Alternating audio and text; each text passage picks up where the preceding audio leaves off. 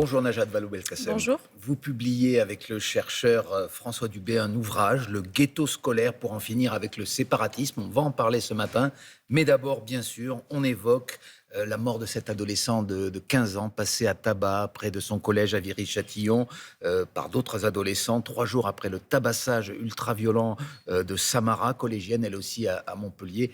Comment réagit l'ancienne ministre de l'Éducation nationale, Maya Le Rappelé, que vous êtes? L'ancienne ministre de l'Éducation nationale, la mère de famille d'enfants de cet âge-là, la citoyenne tout simplement. Je suis absolument bouleversée par ces affaires, mais vraiment. Je pense qu'elles appellent de notre part un sursaut collectif. Non pas que la violence soit une chose nouvelle dans nos sociétés. Vous trouverez beaucoup de gens pour vous dire que les RICS, malheureusement, ça a existé, le harcèlement scolaire, ça a existé. D'ailleurs, on le traite plutôt mieux aujourd'hui, le harcèlement scolaire, qu'auparavant.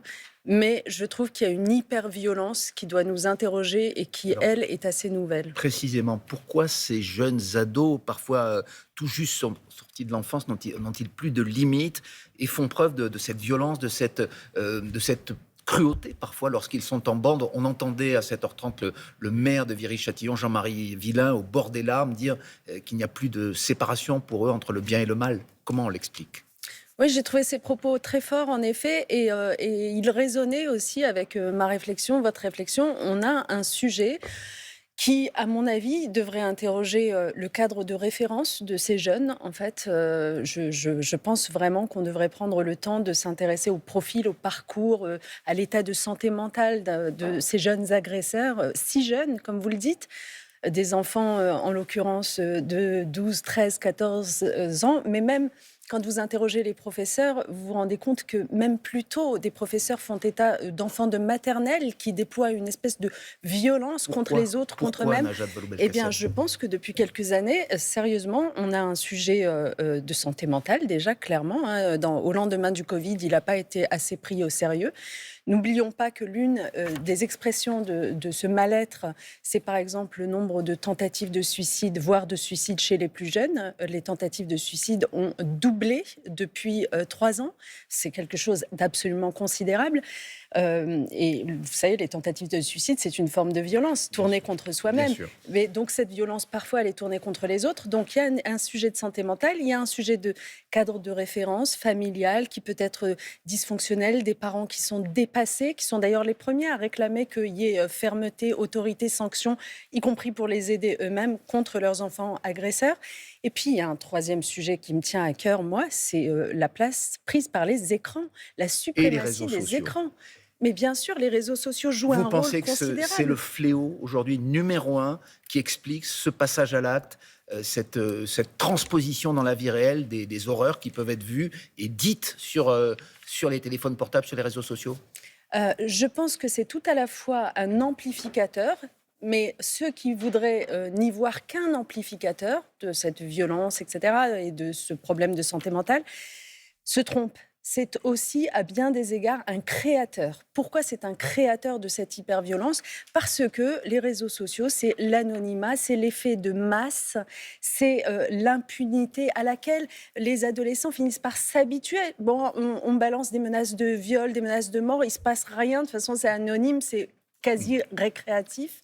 Et donc, à la fin, dans la vraie vie, il n'y a plus de différence entre le bien et le mal, en C'est effet. pourquoi vous avez proposé une mesure en quelque sorte radicale, un rationnement pur et simple de l'accès au réseau, au téléphone portable.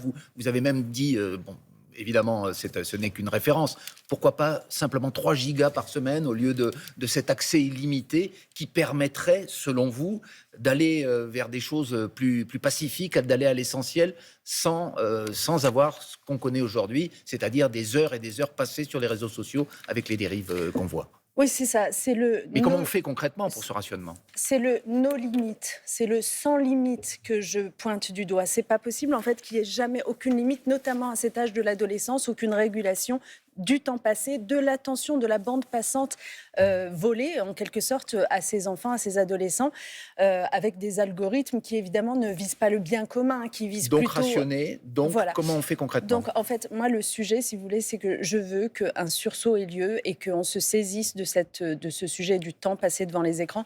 Et donc, ce que je propose, tout simplement, c'est qu'une convention citoyenne voit le jour sur cette question. Puisque, dans la foulée de la tribune que j'ai rédigée, beaucoup de gens ont dit « mais enfin, une mesure de rationnement, ce serait autoritariste, etc. » Pourquoi pas? Je l'entends, moi, je veux juste que la conversation s'ouvre.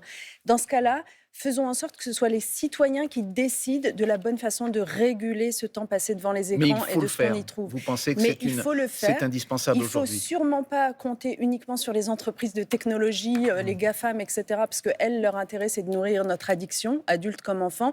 Il ne faut pas compter sur nous-mêmes en se disant Donc on c'est n'a les qu'à pouvoirs publics s'autoréguler. qui Donc, doivent en fait, légiférer là-dessus. voilà, il faut que ce soit une discussion citoyenne. Ouvrons une convention citoyenne comme nous l'avons fait sur la fin de vie, sur l'écologie. Ce sera très intéressant. Entendons les chercheurs, comprenons ce qui se passe et franchement, adoptons des mesures. J'en viens à votre livre, Le ghetto scolaire, comment en finir avec le séparatisme, coécrit donc avec le chercheur François Dubé. Vous dites justement que la mixité scolaire est insuffisante aujourd'hui dans les écoles. Est-ce que ce serait aussi plus de mixité scolaire une solution à ces problèmes de violence? Oui, j'en suis absolument convaincue. Et d'ailleurs, le livre raconte des expériences que j'ai menées quand j'étais ministre de l'Éducation. Je vous invite vraiment à regarder en détail, à partir de 2015, des collèges où on a vraiment pris la décision de mélanger les élèves de catégories sociales différentes, là où aujourd'hui ils sont quand même très séparés. Donc on a fusionné des collèges, on a détruit, reconstruit des collèges ailleurs. Enfin, il y a le détail de ces expériences.